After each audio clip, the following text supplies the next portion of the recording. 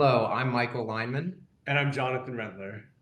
This today is our fourth and final podcast of our graduate project series, The Effects of the Pandemic Lockdowns on the Psychosocial Health of Children in the United States.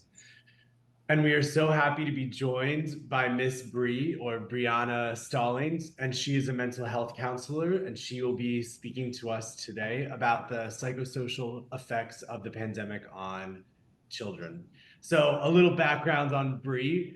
She graduated the University of Central Florida with a master's in counseling education and mental health in 2019. Her counseling focuses on working with clients through trauma, anxiety, depression. Her main therapeutic modality is EMDR, CBT, and mindfulness.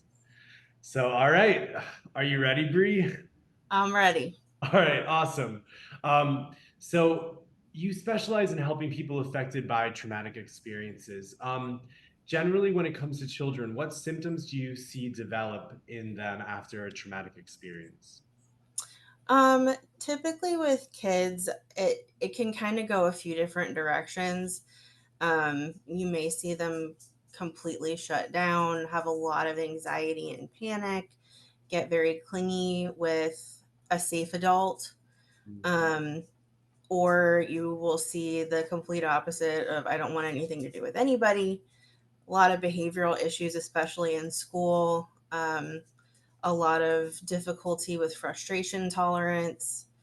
Um, and those are the kids that we see having a lot of issues with their teachers and not really a lot of friends and get labeled the bad kid Okay. in class.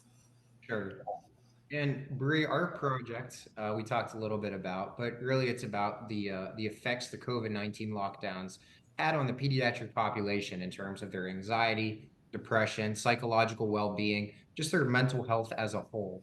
But I'm curious, what were the trends you were seeing prior to the COVID-19 lockdowns in the pediatric population? Was there more of an increase in the last few years in some of this depression, anxiety, or what were the trends prior to the lockdown? What were they looking like?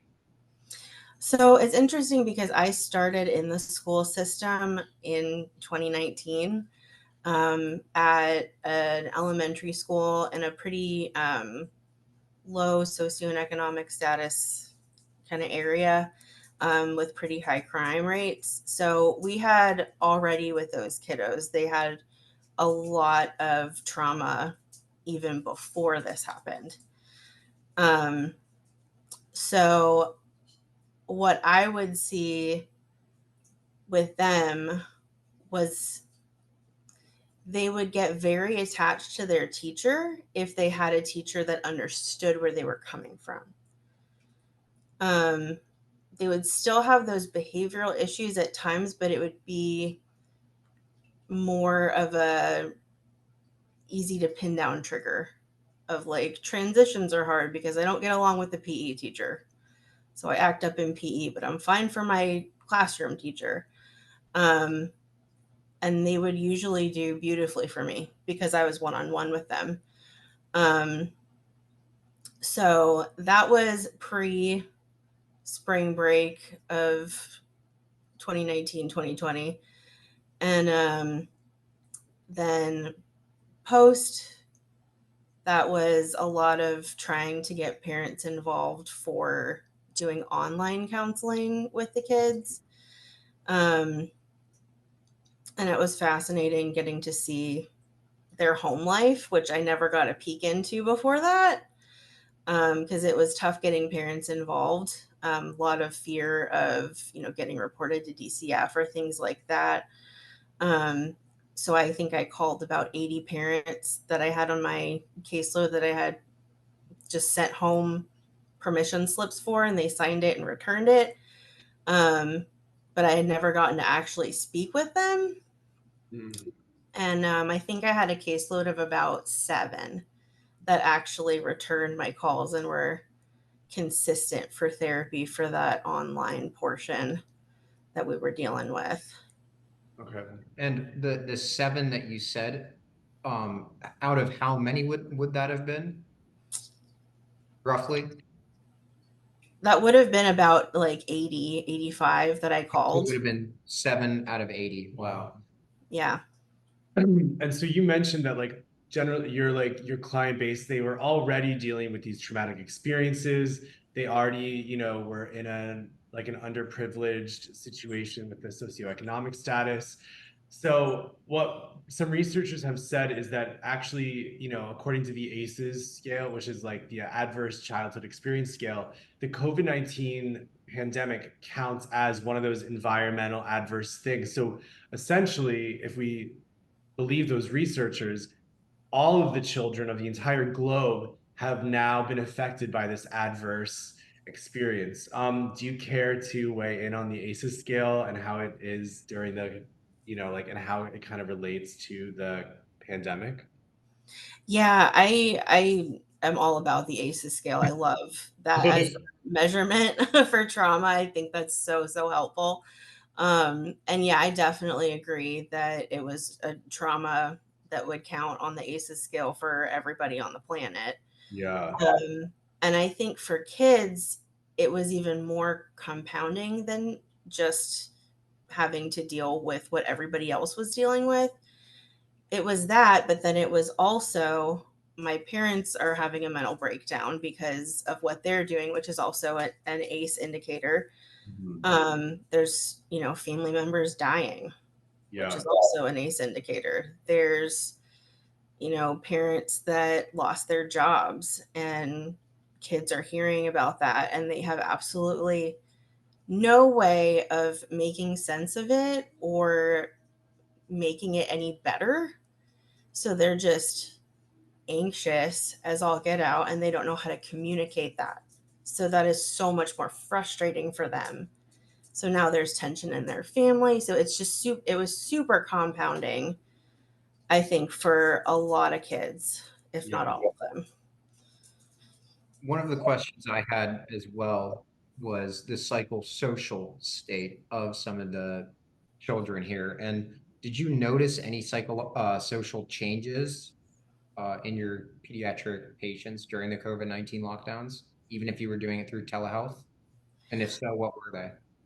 Yeah, I noticed over the past couple of years, it would have been the kids that were like just born into the COVID lockdown, pretty much, or had been born shortly before that. My kindergarten through second grade kids that I worked with, a lot of social difficulty, a lot of outbursts, a lot of just not being able to regulate their emotions, impulse control, all of those things were skyrocketing and they continue to skyrocket. Um, so instead of there being like a handful of kids in a grade level that you could easily kind of go, okay, this teacher is really good at handling these kind of behaviors. Let's pair this student with this teacher. Um, Now it is, you can't even keep them away from the other kids that are dealing with those things so as not to have them trigger each other because there's just so many more now in the school setting that it becomes difficult. Um, I think too, there was just so much for development for the kids when they were in those crucial primary like years going, like even reading facial expressions. Mm. They didn't get to do any of that. Um, they didn't get to see anybody's, face in school, so they can't tell if their teacher's angry at them for something that they did. They can't read emotions of other people's faces outside of their family. Wow. So there's also, like, I would say, an uptick in kids that are displaying indicators for autism because they're missing those social cues because they didn't get to develop them. So this is now that we're talking about perhaps maybe an increase in autism, we're talking about the lack of impulse control. We're talking about all these things that essentially are consequences and repercussions of the COVID-19 lockdowns. Um, were there any others that you see in the near future, perhaps now that the lockdowns have been lifted and the developmental state of some of these children? Are there any others that we can expect to see as healthcare professionals and just as the general population? I think other things that I'm seeing more of for like older students um, is that they had a lot of access to technology during that period that they didn't have prior to that. So whereas I used to see fifth graders that were, like 10 years old, they're presenting more on like a middle school level Okay. because they've been exposed to so many more adult things on the internet that parents may have not been aware of because they just gave them their iPad and said, go do what you need to do. Right.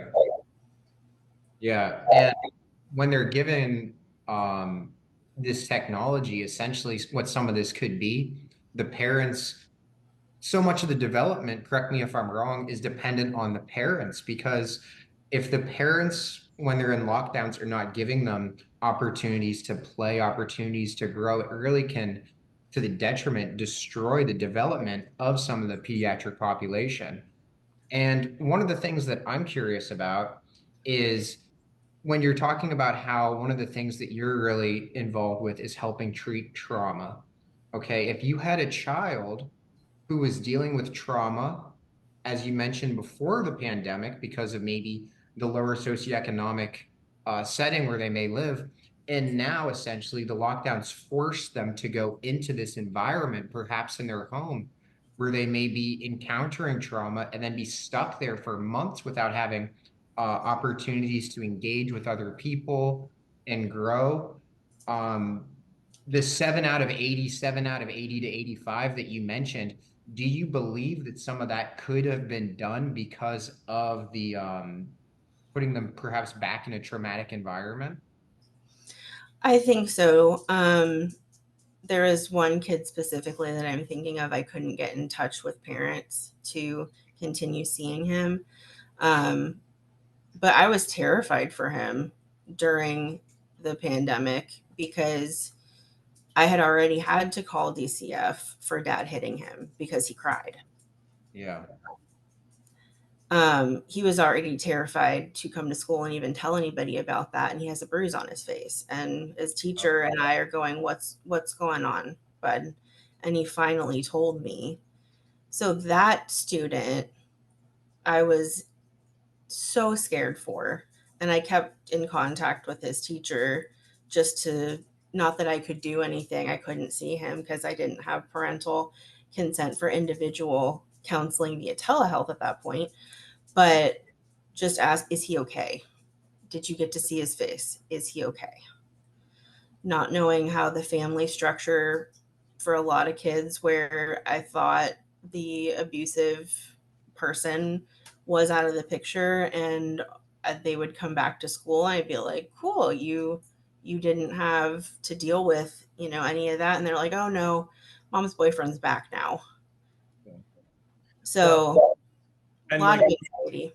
yeah, and you mentioned so like kind of how your own practice, you were in the school setting during the COVID lockdowns, and then your practice evolved and you switched to telehealth during that time period when the lockdowns began. Hmm. Have you like obviously, counseling, it's like human to human, energy to energy. Do you have you still sort of like has your practice evolved now that you still do telehealth, or do you primarily still try to do one-on-one like in physical space? So for I I had been in the school setting. So for in that position, it has always been after we came back that I have seen kids, just I'd pull them out of class Mhm. and see them one on one. There was a brief point where parents were allowed to keep their students home if they wanted to, up until January. So I was hybrid for a couple of months with students that I had already started with seeing in telehealth. Um, but it was, and it could be the population that I was working with. So I might be a little skewed there, but it was difficult. It was very difficult doing telehealth with my kids because parents would give them the phone and then there would be no monitoring and there was nothing I could do Yeah. to be like, hey, you need, all I can say is please turn off the TV. We're in counseling now. And if parents aren't around and the student's not listening to me, there's really not much I can do. Yeah. So it definitely wasn't as effective. But I was glad that I was there for the students because there were also those moments of like, hey, Miss Bree, I'm really sad today. And they would have a really good progress session. But there was also a lot of that distraction and going, well, I'm trying to do my job the best I can, but this is where we're at. For my adults, I really like seeing adults online and doing EMDR that way. But for kids, I really prefer to see them in person because I can control the environment and it's more therapeutic. Okay, and yeah, thank you so much for bringing up EDMR. Could you be able to explain that to our listeners? And then I'm actually curious, what's the age? Would you be able to even do EDMR with the pediatric population? Yeah, so EMDR stands for, I mean, sometimes I get this, it takes me a second to remember what it stands for. But it's eye movement reprocessing desensitization or desensitization reprocessing. I think I mixed up the last two. But what it is a way of kind of repairing trauma in the brain where it actually physically changes your brain to a healthier pattern. You can see MRIs of before EMDR versus after, and the brain is physically different and is lit up in different places. And it's so amazing. Wow. So the way that it works, and this is how I always pitch it to my clients, We want to hear. it is a very weird type of therapy. It's not like your traditional talk therapy at all, because all of the work is happening in your brain. So it's nice for clients sometimes when they have such heavy trauma because they don't have to talk about it if they don't want to, but they still get that healing component. So they get to share whatever they want to share and it's still going to work. And how it works is basically off of how your brain already naturally processes things. When you're in REM sleep, your eyes move back and forth, sending bilateral signals to your brain, which process out trauma. When the trauma is too big, your brain can get stuck in those really unhealthy patterns, which is where we have PTSD, anxiety, panic, depression, things like that. So I always say your brain just needs help now. And we know how to do that while you're awake and in a very intentional, targeted way. So we have the first initial phase where the client will learn how to calm their brain down on their own so that while they're out of session, they have coping skills and they feel confident that if they come in contact with a trigger, they know how to very, very quickly calm their brain down with very slow bilateral signals, which can be done through music, tapping. I've seen it done with kids with throwing a ball back and forth, walking. You can take Legos and move one and then the kid moves it back. Anything that is like left, right in a specific timed manner, thinking about a specific thing is you processing. That's how your brain already is going to do it. So we just utilize that. Yeah, and Bree, I love it. I actually have family members who have used that technique and they have yielded good results. And I don't know, I just drew the connection because I've heard so many times that like we can heal from stuff in our sleep. And the fact that you kind of like, it just like clicked in my brain where it's like during REM sleep, we are doing those bilateral movements. And so it's like, oh yeah, of course, that makes so much sense. And like, you know, it's such an exciting practice that's like, I don't have to wait to be passively asleep for my brain to do it. I can take an active role. And I love that the simplicity of just having children do it, even if they don't necessarily understand, like, but they're, you know, it's like a biological way of rewriting their neural pathways. And I don't know, I think it's a very exciting practice, Bree, sincerely. Yeah, I absolutely love it. I always kind of also explain it to my clients like, we can do talk therapy and we can walk to another state, but why are we going to walk when we can fly? I agree. And like, I definitely, you know, I think sometimes rewriting those narrative, like continuously digging into the wound, I don't necessarily think